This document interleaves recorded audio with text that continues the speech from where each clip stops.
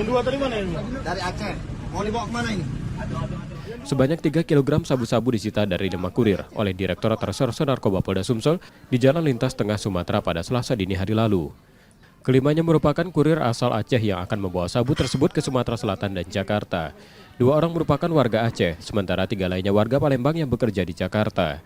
Polisi menerangkan, penangkapan bermula dari 2 orang tersangka yang membawa sabu seberat 1 kg menuju Jakarta. Namun mereka terhenti saat keduanya digeledah di perbatasan Torolangun, Jambi, dan Musirawas Utara. Tak terlalu lama di tempat yang sama, polisi kembali menangkap 3 tersangka lain dengan 2 kg sabu. Rencananya sabu tersebut akan diedarkan 5 kurir ke Lubuk Linggau dan Jakarta. Kini polisi masih melakukan penyelidikan terkait tersangka lain dari jaringan kurir itu. Kita melakukan penghadangan di